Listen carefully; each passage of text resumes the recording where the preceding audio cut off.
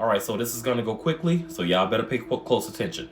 I got to tell y'all about the time that I found out a world-renowned platinum-selling rapper took my man from me one day. Very true story. Now, in the caption section, I know I said he's my man, but he really wasn't my man. We were just basically friends with benefits or whatever. And that had been since 2007. Anyway, before I go into the story, I need to give you a little background so you'll understand why the story happened the way it did. Now, me and this person, like I said, we were friends with benefits. Like we would laugh, talk, whatever. But we were also, just involved. Used to have our little romps in the hay. Anyway, we were so close that anytime, he hooked up with people, anytime, he started to date people, he always wanted my seal of approval or whatever. So he always sent me pictures of them and would, keep me updated on what the relationship or the dating, whatever, was like with him and that person or whatever. So fast forwarded to, when he met this particular person or whatever, I noticed that he had started being very tight-lipped about this person. He wouldn't send me a picture of the person or whatever. And I didn't really press for it, but I remember thinking, that's odd. He's never done that. He's never been so private about who he's messing around with. So in my mind, I automatically knew that it must be a DL person, but you could have blew me over with a feather when I found out who it was. Anyway, then now let me get to the story. So this person used to hit me up early in the mornings for a romp in the hay. We'll try to keep this PG-13. He used to hit me up early in the mornings for a romp in the hay. I'm talking about early morning. It was like, he only got turned on early in the morning. So anyway, he hits me up, same, one Tuesday, I believe this was. It was on a Tuesday, like 5 in the morning. Hey, what you doing? I'm feeling the way. All right, cool, whatever. So I get up, I shower, throw some clothes on, throw my smell good on, and he texts me and go, hey, you still coming? If you can't make it, I understand. This should have been the first red flag because he has never done that. Typically when when he asks me to get down, he's always, very anxious and antsy, like, I need it. I need you over here now. How long is it going to take you and all this and that. He never was that passive, like, if you can't make it, I understand. So that should have been the first red flag because, all right, whatever. I mean, that should have been the second red flag. I'm like, well, I just told you, I just got out the shower. I put my smell goods on. I'm literally going to be en route in a few minutes. He like, okay, but I understand if you can't make it. I didn't say nothing. Throw my clothes on, go en route. I get en route, and I'm on my way. And third red flag, he's texting me every 5 minutes, where you at? Where's your location? Where you at? And I'm like, bro, it got to a point where I'm like, bro, I just told you I'm on the way. I'll be there in 10 minutes.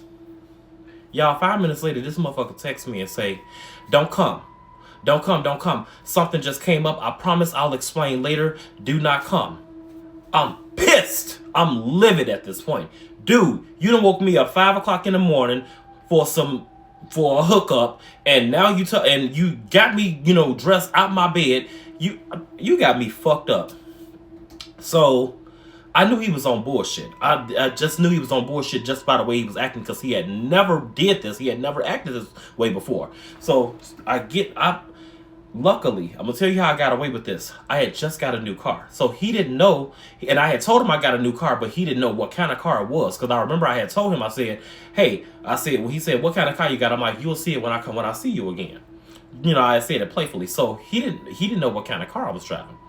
So I pulled up to his block and I parked. Some told me just park.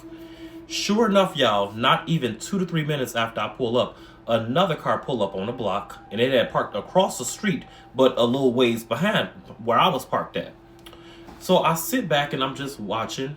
I watched this dude with a hood. He got on a black hoodie. He put his hoodie on, but I could see from the hoodie, how he looked. I'm not gonna even describe him because that'll give y'all a hint of who he is.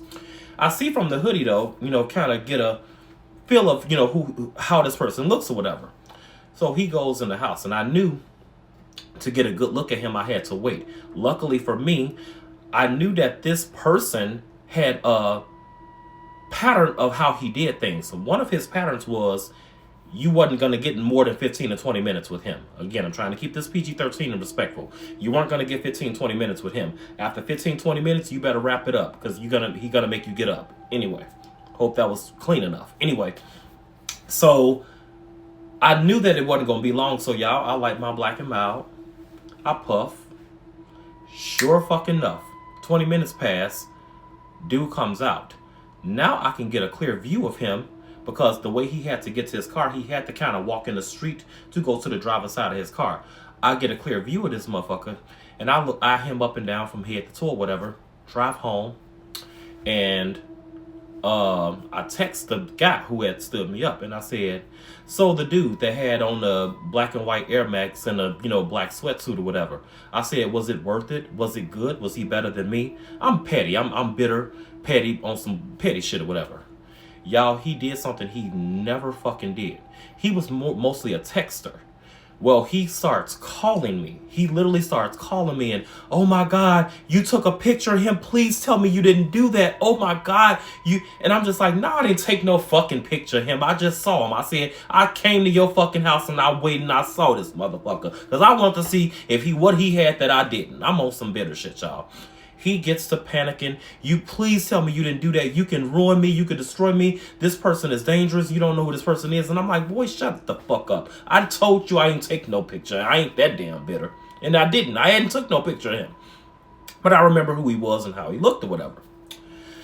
So I noticed that over the course of the next few weeks, he had started, cash apping me, buying me little, trinkets, little gifts and stuff like that or whatever.